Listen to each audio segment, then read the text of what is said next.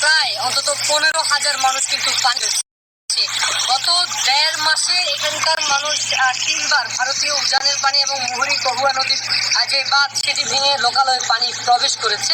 এছাড়াও রেকর্ড পরিমাণে কিন্তু পানি বাড়ছে। আমরা পানি উন্নয়ন বোর্ড থেকে আমাদেরকে যেটি জানানো হয়েছে যে বিপদসীমার প্রায় 56 মিটার উপর দিয়ে কিন্তু পানি প্রবাহিত হচ্ছে। এছাড়াও ফুলগাজী উপজেলার আমজাদহাট ইউনিয়ন এবং মুন্সিরহাট ইউনিয়ন সহ অন্তত 2 ইউনিয়নে প্রায় 30টি গ্রাম প্লাবিত রয়েছে এই 2 অঞ্চলে।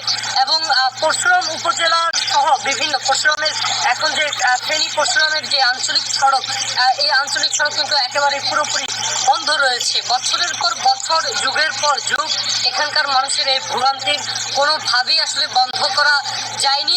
আওয়ামী লীগ এবং বিএনপি যে সরকারি এসেছে শুধুমাত্র আশ্বস্ত করেছে এবং তাদেরকে আশার বলি শুনিয়েছে। এছাড়া আসলে এখানকার মানুষ তেমন কোনো বাস্তব রূপে তার ফল এখানকার মানুষ দেখেনি। তাই এখানকার মানুষ অনেকটাই ক্ষুব্ধ।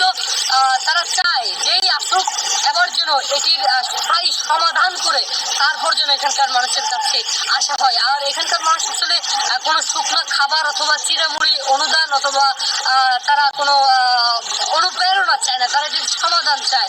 যমুনা আছে বলে লাইফ, যমুনা রেফ্রিজারেটর, খাবার ফ্রেশ তো লাইফ জম্পেশ।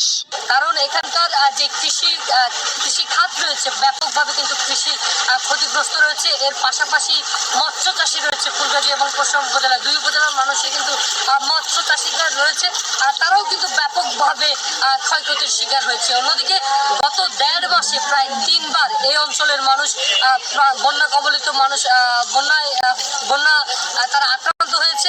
অন্যদিকে আমরা যেটি দেখেছি যে লোকালয়ে পানি প্রবেশের ক্ষেত্রে বিদ্যুৎ সংযোগ বিচ্ছিন্ন রয়েছে এবং এখানকার মানুষ অনেকটাই মানবেতর জীবনযাপন করছে। পানি কিন্তু বাড়ছে না, প্রতিনিয়তই কিন্তু পানি কম